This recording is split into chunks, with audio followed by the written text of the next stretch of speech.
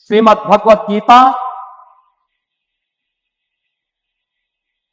धर्म की वास्तविक प्रेरणा है और भारत की मनीषा ने धर्म को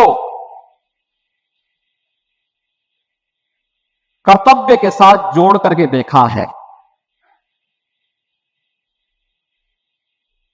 हमने धर्म को उपासना विधि मात्र नहीं माना है। उपासना विधि उसका एक हिस्सा है, एक छोटा सा विभाग है। वह हर व्यक्ति अपने अनुसार, अपनी आस्था के अनुरूप, अपने पंथ, अपने संप्रदाय, अपने उपासना विधि के अनुरूप अपने आप को, अपनी आस्था को तय कर लेता है। लेकिन मुख्य रूप से धर्म हमारे यहां जीवन जीने की एक कला है और इसे ही हमने वे ऑफ लाइफ के रूप में कहा है। और वे ऑफ लाइफ यही है श्रीमद् भगवत गीता, जो भगवान की दिव्य वाणी है, जिसके महोत्सव के साथ आज हम सबको जुड़ने का अवसर प्राप्त हो रहा है। याद करिए, जब पहला श्लोक आता है, धर्म क्षेत्रे कुरुक्षेत्रे समवेता युत्सव, यानी धर्म क्षेत्र से ही शुरू होता। धर्म क्षेत्र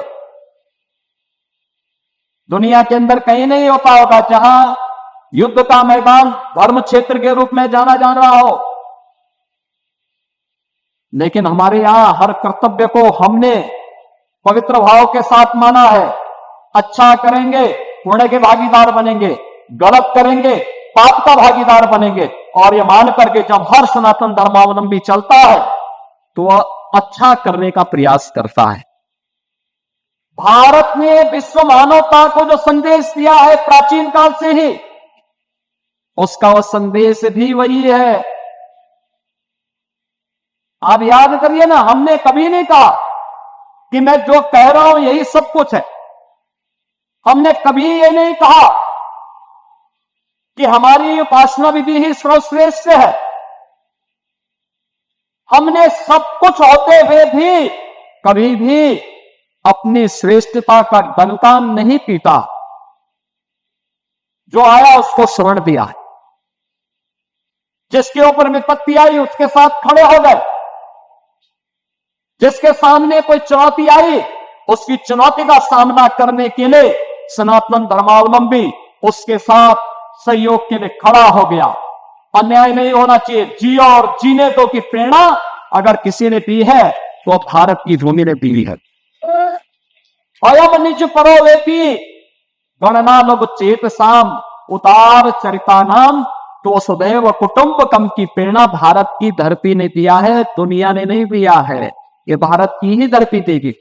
और इसलिए धर्म क्षेत्र को भी हमने, धर्म क्षेत्र अपनी पूरी भारत की धरती को हमने धर्म क्षेत्र माना।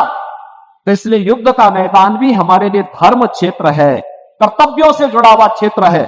क्योंकि वह धर्म क्षेत्र में जो युद्ध भी लड़ा जा रहा है वह कर्तव्यों के लिए लड़ा जा रहा है। और वही भाव जब सामने आता है अंत में, आप देखते होंगे अंतिम श्लोक जब आता है, अंत में धृतराष्ट्र पूछ ही पड़ते हैं कि भाई बताओ तो क्या होने जा रहा है इस युद्ध का परिणाम। उसने कहा युद्ध का परिणाम तो पहले से तय है। यत्र योगेश्वर कृष्ण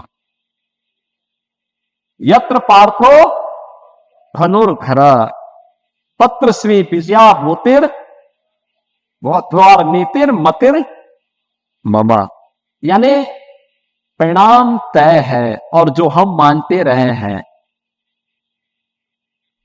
यतो धर्मस्थ हो जया।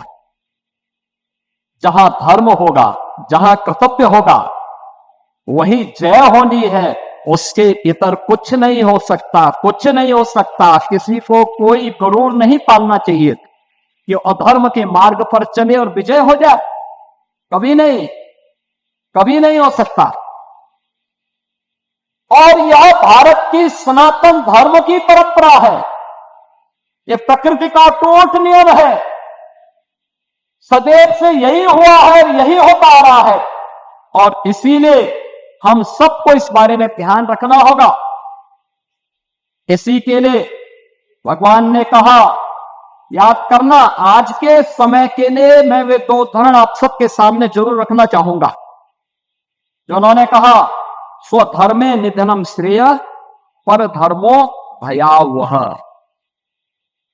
यानी अपने धर्म पर चल करके, अपने कर्तव्य पर चल करके मृत्यु को वर्ण करना यह श्रेयस्कर है, लेकिन अपने स्वार्थ के लिए अपने कर्तव्य से च्युत होना यह तो महान पतन का कारण बन जाएगा। और ये कभी भी धोखे में मत करना, कभी मत करना। और इसके लिए उन्होंने क्या कहा, इसके लिए कर्मण्य वादिका रस्ते मा फलेषु कदाचन, यानी कर्म की प्रेरणा। कर्म कौन? जिस कर्म में फल की इच्छा न हो, फल की इच्छा न हो। हमारी कमी क्या होती है, हम फल देखना चाहते हैं, बीज लगा नहीं कि फल की इच्छा करने लग गए। ये बीज सही लगा दोगे तो पेड़ फलेगा, अपने आप ही आपको फल नहीं दे देगा। इसलिए फल की चिंता मत करो, कर्म की प्रेरणा के साथ निष्काम कर्म योग की जो प्रेरणा भगवान श्री कृष्ण ने हम सबको दी है, कर्मण्य वादिकारस्ते मा फलेषु कदाचन। अब याद करिए, आज के हमारे समारोह के मुख्य अतिथि उस निष्काम कर्म के प्रेरणा स्रोत है। राष्ट्रीय स्वयंसेवक संघ अपने शताब्दी महोत्सव के कार्यक्रम के साथ जुड़ रहा है। दुनिया के लिए कौतूहल और आश्चर्य का विषय है। दुनिया के लोग आते हैं, दुनिया के एम्बेसडर आते हैं, हाई कमिश्नर्स आते हैं। वे हम लोगों से पूछते हैं कि क्या राष्ट्रीय स्वयंसेवक संघ से आप लोगों का जुड़ाव है। हम लोग कहते हैं हाँ, हम लोगों ने राष्ट्रीय स्वयंसेवक संघ में एक स्वयंसेवक के रूप में काम किया है। इतना बड़ा संगठन कैसे हो गया, इसकी फंडिंग का पैटर्न क्या है। हमने कहा फंडिंग पैटर्न नहीं है, ये कोई ओपेक के देश यहां पैसा नहीं देते, यहां कोई इंटरनेशनल चर्च पैसा नहीं देता, यहां समाज के सहयोग से संगठन खड़ा हो रहा है और समाज के संगठन के लिए, समाज के लिए अपने आप को समर्पित भाव के साथ कार्य करता है और हर एक क्षेत्र में काम कर रहा है। कोई भी पीड़ित आएगा, उसकी सेवा अपना कर्तव्य मान करके एक एक स्वयंसेवक करता है, बिना ये परवाह के वगैरह कौन जाति का है, किस मत का है, किस मजहब का है, किस क्षेत्र का है, किस भाषा भाषी का है, इसकी परवाह के बगैर पीड़ित है उसकी सेवा करनी है, उसके साथ खड़ा होना है, एक कर्तव्य मान करके। सेवा को किसी सौदे के साथ नहीं जोड़ता है।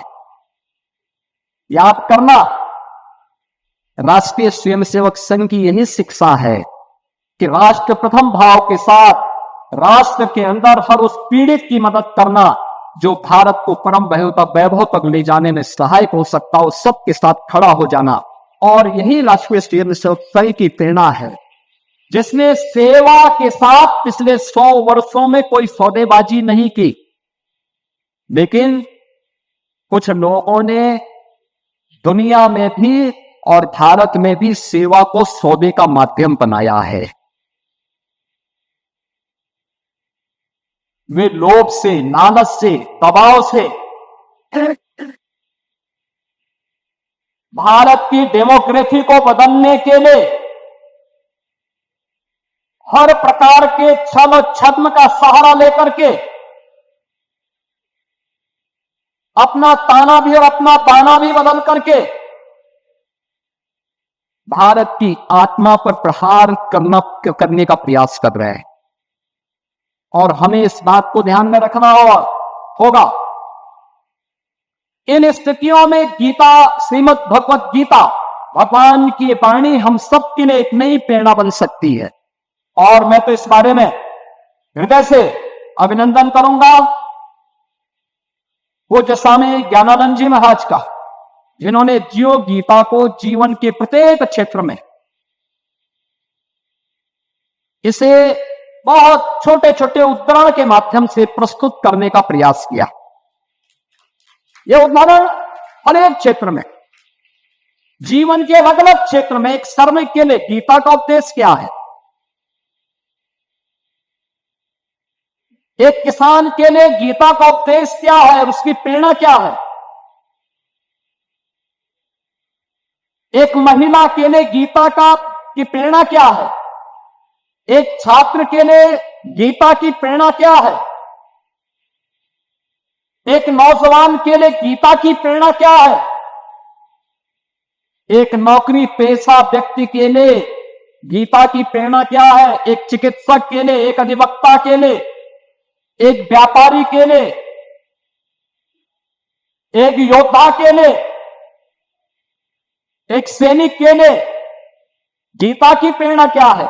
और इसे उन्होंने जियो गीता के माध्यम से प्रस्तुत किया है। उनकी छोटी छोटी पुस्तकें अत्यंत प्रेरणादायी होती है।